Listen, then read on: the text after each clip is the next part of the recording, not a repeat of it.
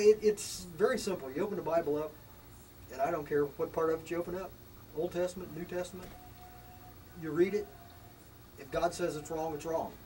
I don't care what society says. I don't care what the government says. There's a lot of people who have problem with Bible guys in the Bible because they feel like because they had money, you can't talk to me like that. Yeah. I'm like, your money doesn't dictate God's will and purpose. No, and if you're not following Scripture, it's why you're not happy. Right. I'm unhappy a lot because of the situation of the world. But at the same time, I sit back and I think, I've read the end of the book. Right. I know what happens. The outcome. And I know we are in that process. And been there since the day begun. Well, and I've preached. That's exactly what I preached. I've had people always come up and say, "Well, Pastor, do you think we're in the end times?" Yeah, since we've been in the end times since Christ was crucified. Since the fall, actually, it started the decrease. Yeah. They'll say, "Is this the beginning of the end?" No, it's the end of the end. We are closely approaching, and that doesn't mean it's going to be next week or 100 years from now. If you told people when it was going to be, you know what they would do. I mean, quite frankly. If you knew how long you had for anything, he's a lot wiser than we are. I tell people, focus on your assignment. Yeah. Period. But I want to get back on point before we get out of here, because I want to really encourage these pastors, because I really believe that they're supposed to be preaching the gospel, and they look for every excuse not to. So basically, y'all went from having almost nothing to having everything you need and having a ministry that's working and that's viable. Absolutely. And that's current. And, I think this is something that can never not be preached and shared is encouragement and inspiration from pastors to other pastors. That's my number 2 question is, how do I do what I do? Because everybody know I don't have not one single South Trade member. And I tell people all the time, I say, everything you see is what God told me to do, or else I'll be back. I left work when I was 30. It's been 14 years, and 15 years, and that's the number 1 question. How do you do what you do? I'm like, I told God a long time ago. I don't tell God a lot. I said, if you want me to do this, you have to provide for it, because I can't work a job and do ministry. I can't. I'll get fired. I got fired from that job because I'm too passionate about doing ministry. There's no way I could sit at a job with the anticipation of doing ministry. I will drive everybody. I do now at the gym. I drive everybody crazy. And my point is that when God calls you to do something, He will provide for it. Absolutely. Period.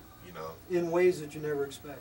It's never going to come the way you think it is. We have a professional grade keyboard that came out of a recording studio in L.A.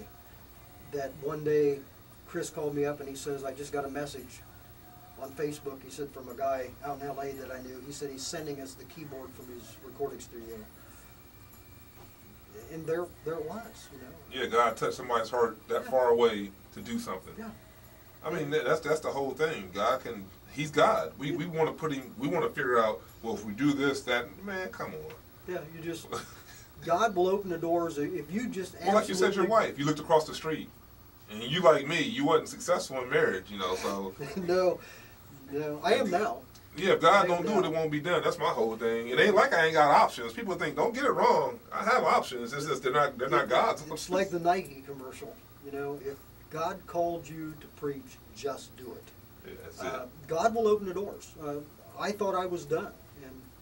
I don't know how you figured that. Pastor Eddie just he got used. Put me back on the right track. He's good for that. He's a good point guard. So if God sets you out there to do it, He's gonna open doors. And I'm hearing this from younger guys too. That's why another reason this was a relevant interview is because young guys are scared to accept pastoring or scared because of the negatives. Same with marriage. You're like, well, I don't want to get married. Too many divorces. I'm like, so you're gonna stop driving because you see a car accident on the side of the road? Just park your car and start walking? I was like, where do you guys get this quit mentality from? Yeah. I don't understand that. Everybody says, you getting married again? I said, I can't wait to get. Are you crazy? I care less for the whole wedding ceremony. I had 3 of them. I don't want no more ceremonies. Come down to Delaware. We'll just do it.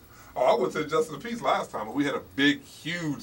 I had 18 guys, men of valor and groomsmen. The whole. That's what she wanted. I doubt if anybody that we know is watching right now.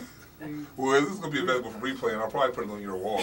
Oh, well, then never mind. I won't tell us. But no, that's the thing. You got to try. Look, life is for living. I mean, as soon as you're scared to take that step, when you get up in the morning, you're dead. I don't care. As soon as you're scared to take a step, go out the door, drive your car. I mean, good grief. What are you here for? I mean, and the thing is that as a pastor, you never retire. I I retired. I'm 64 years old. I'm on Social Security. I don't work. Well, I'm not on Social Security and I'm retired. I don't consider anything I do work. I mean, right. the ministry and everything, that's not work. I enjoy that. He's one of the people probably on Facebook more than me, and that's hard to say. Because my ministry is on the internet. Probably I'm 95% internet and 5% everything else.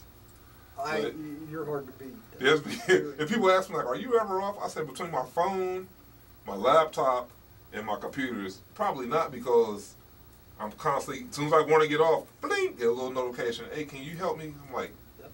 And God just finally said, look, just stay on there. So this is who you are. This is why I allowed you to retire anyway, so you can be available for the people.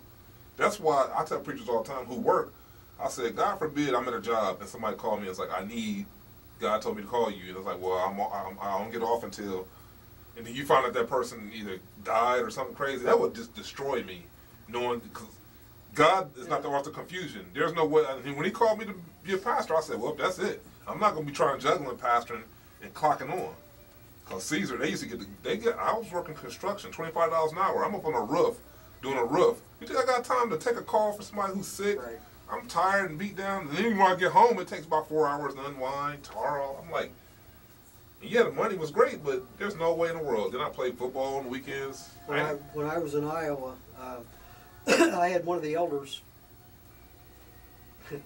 really elderly man, was one of my elders. And he had been in Florida when they hired me. And he told me one day, because I was always busy. I was full-time pastor at the church, getting paid next to nothing. I was a sheriff's department chaplain, which kept me busy because I would do jail ministry. If something was going on, family dispute or whatever, I got called. I was one of two that did it. I was full-time chaplain for the city hospital, and I was also full-time chaplain at a nursing home all at the same time. Only one paid position, and it didn't pay much. And in fact, the pay was so bad that the elder told me when he finally met me, he said, you know, he says, you're a brand new preacher. And he said, we only hired you because you're the only one we could afford. And I said, well, that's okay. Right, because you're not in it for the money. Yeah, I'm doing what I love to do. But I was able to go and do all those things, pastor in a very small church, that I was available for the nursing home, for the hospital, for the sheriff's department, for whatever. And you know yourself, I mean, we get calls at 2, 3, 4 o'clock in the morning. Never stop. It never stops. Yeah, you just get in your car and you go and do whatever. Well, I'm going to let you give the information for your church, and if you want your Facebook or how to get in contact you. If you're in Delaware and you're in need of a church, I would suggest, I mean, it was real liberal. You know, everybody know me. I don't pull no punches. If it was crazy, I'll tell you it was crazy. But it was, other than the cupcakes, I had to stare at until service was over. I had to fight the temptation. And then we had the one guy who said he wasn't a politician. He delivered one to me because he knew I wanted one real bad. He sure did, didn't he?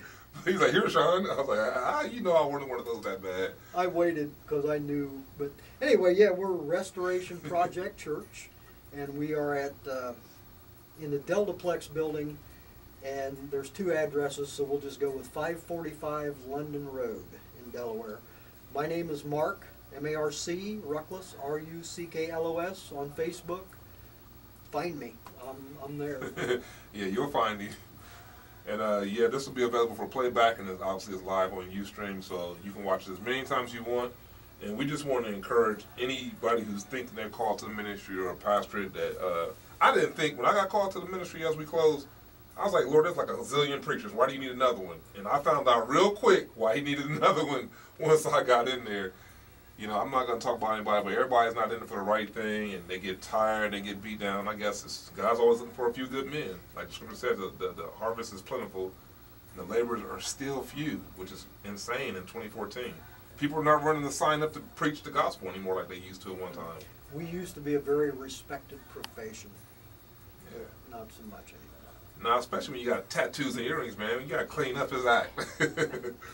I'll show you a picture later of me wearing a suit. I think I saw that one. Probably. Black suit, green tie. Well, look, I don't even own a tie. See, we don't switch. I don't own a tie. The suits I can't fix. I lost too much weight. Hey, you know any big guys, let me know I got some clothes. But anyway, yeah, we're going to cut it here. And like I said, if you need to get in contact with him, I would suggest Facebook. Because I know that's where I can catch you. or go by the church and hang out. Now, what are your service times? Our service times are 10:30 Sunday morning, 7 p.m. Sunday evening. Youth group is 7 p.m. Wednesday evening, although they meet, and believe it or not, our kids play Dungeons and Dragons from 6 to 7 because it gets them in. Right. And then there's a Bible study Thursday evenings at 7 p.m. Okay. Friday evening is adult game night, which consists of whatever. It's open to anybody out of high school, male, female. That's good. So you got stuff, and that's why I love to see church buildings get used. Some people go through our trouble finally getting a building and they're open like 2 days a week, if that. Yeah, we're going on something going on all the time. Yeah, it's like a hospital, spiritual hospital. You know, you go to a hospital, you're dying, you want the doors to be open. You get all the way there, like, oh my God, they're closed. Saturday morning we clean and do praise and worship practice. So yeah, literally, I think Monday and Tuesday are the only evenings that there's not something going on in the church. And I believe if God needs somebody there, God will direct somebody to be there. Yep. It sounds like you guys are led by the Spirit. Anyway, it was enjoyable. So I pray that you get what you need, and if not, watch it again because you probably missed something. And your wife, she talks too much, man. I have to have a separate time for her, man. She's just yakking away over there. She talked all the way over here. Oh, I'm not going to talk. I'm not going to be on here. Oh, she made sure she wasn't. I had to get some cameras back here so we can shoot some of them facial expressions that she had going on, but it's all good. All right, God bless you, and may heaven's place continue to smile upon you.